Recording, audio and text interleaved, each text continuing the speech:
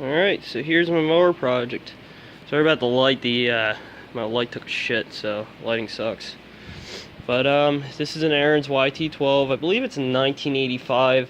But I mean, it's all been cut up and redone. So it's widened out to about 43 inches. 20 horse Kohler command. It's almost ready to go. It needs to get painted. It's going to be painted black. The whole block's going to be painted black. Then show you around. Got a tachometer, big oil cooler in the front that I modified this to fit on. So I modified to fit the oil cooler. Just playing around with some polishing, polished up the carb bowl and stuff. I actually ported the carb out because these command carburetors are very small. I ported it out. I got about 6 millimeters out of it before. I didn't want to go anymore. I don't know if anyone does that, but I know I have the tools to do it, and I did it. Done it before. It works. Made the steering wheel out of chain link. It's welded together. Here's the drivetrain. 1-inch go-kart axle, brand new bearings. Hydraulic brakes. Peerless 5-speed transmission.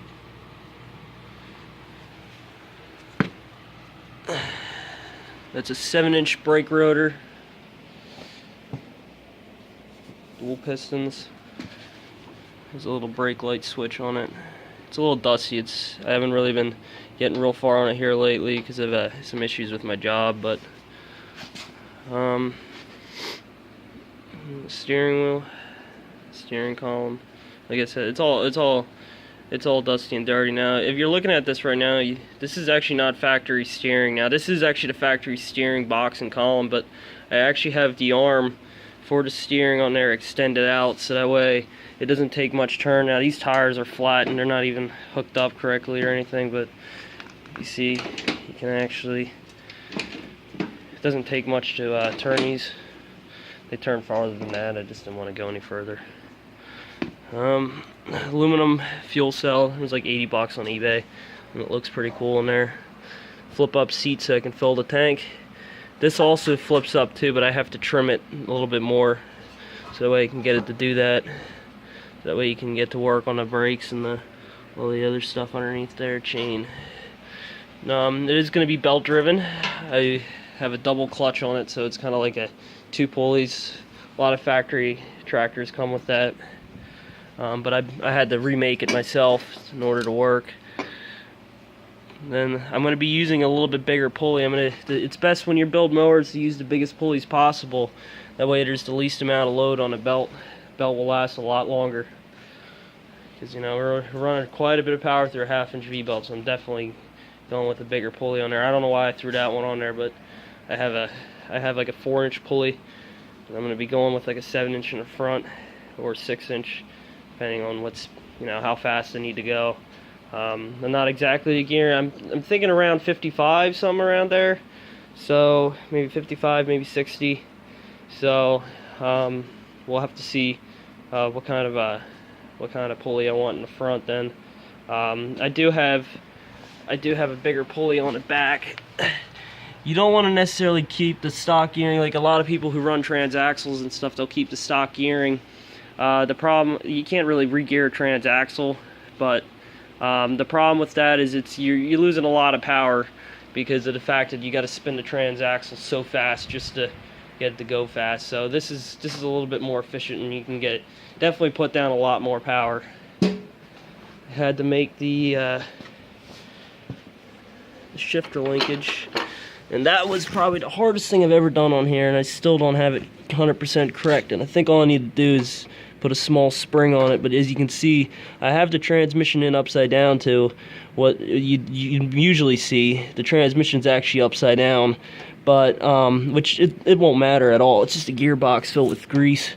But this actually has to, it's just the fact that I have to get linear motion to rotational motion. I had to come up with this doohickey. So it's just an arm here, and then it's got a little pivot point on there, but I need a spring on a pivot point because you can see when I go to stick it in reverse, you see how it swings out just a little bit.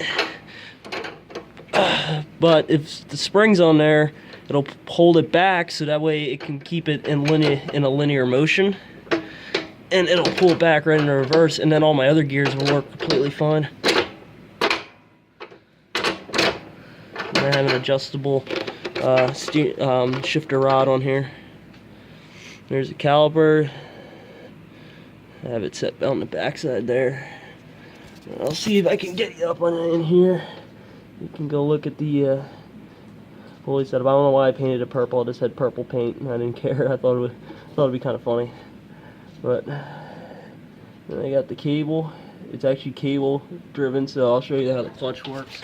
I actually have a small, very light spring on here that holds tension on that cable, so even when the clutch is decompressed and you know the belt's on there, that way there's no slack in there and the cable doesn't jump off that pulley.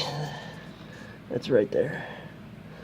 You see that? I push on the clutch and then it swings.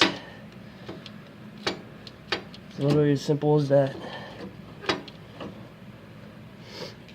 And then there's the steering. As you can see, I have all I did is I extended that bar there, so that way it has more of a throw on it.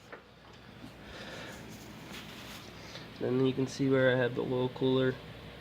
I modified it there. If you guys are familiar with the command engines, you'll actually know what this looks like underneath here. It's just this opening and then this opening. This one's actually plugged up, but I have a bleed hole in it because I could only use 1/4 inch. I had no other choice but to use 1/4 inch, so I can't do a full flow oil cooler system, so I left a bleed plug in there.